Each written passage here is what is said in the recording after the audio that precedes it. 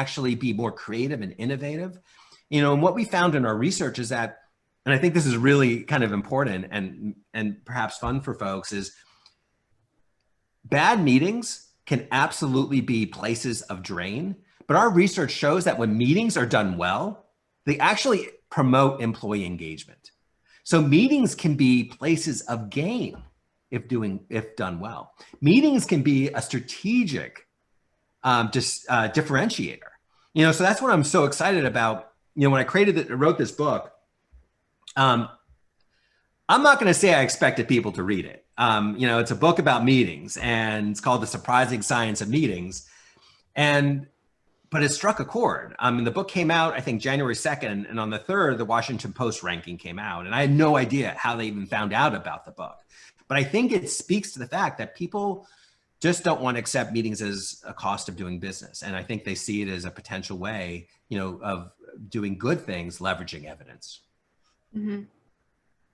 We've got a few more questions that kind of swirl around this idea that hybrid model as people return to the office. Yeah. So the mixed approach, are there any best practices you'd recommend in terms of some being remote and some not? Great question, Brittany.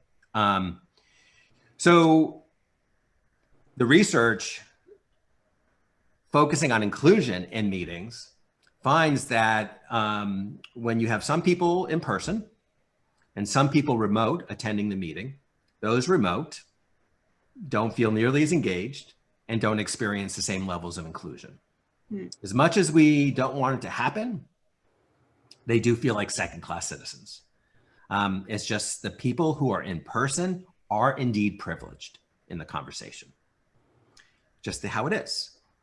So the science would suggest that when you have this type of a situation, that it's best to run the meeting all virtual. Now, I do want to emphasize that I'm really high on virtual meetings.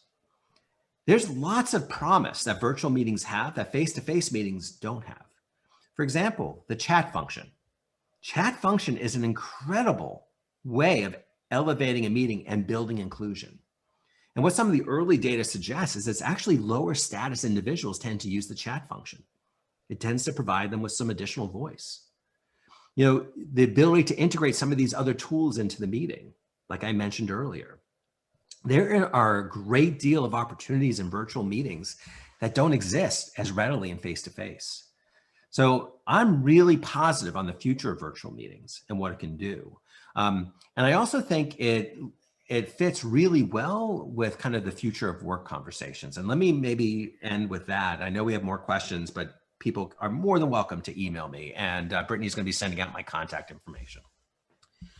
So, the discussions around the future of work, clearly suggest that, people want to get back into a work location, but not all the time. Right? They've gotten kind of comfortable and used to working remotely. So the key is that as you bring people back into work, what we don't want to have happen is that the days that they're back are just filled nonstop with meetings. Because that would prevent human moments.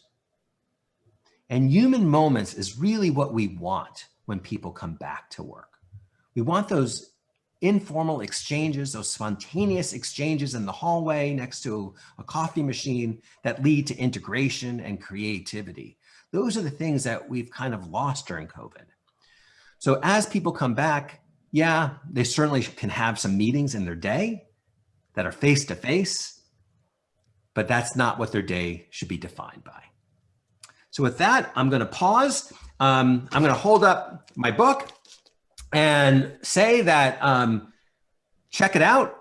Everything, all my profits, you don't make much money from a book, all my profits are just being donated to COVID relief efforts to help people pay their rent. So buy the book if you're interested in the surprising of science of meetings, or buy the book if you just feel like helping people pay their rent. So with that, I want to thank you, Brittany. You've been a fabulous host. Oh, well, I was just along for the ride. I think you should do an audiobook. You have so much energy and intonation. You're so emotive. I think an audiobook would be great. That said, we are going to pick 5 names randomly from attendees today and send them a copy of your book because we want to get this out there. So this has been an absolute pleasure. You're fantastic. Thank you so much for your time, and everyone for joining us. This has been a pleasure. Thank you so much. Thanks all.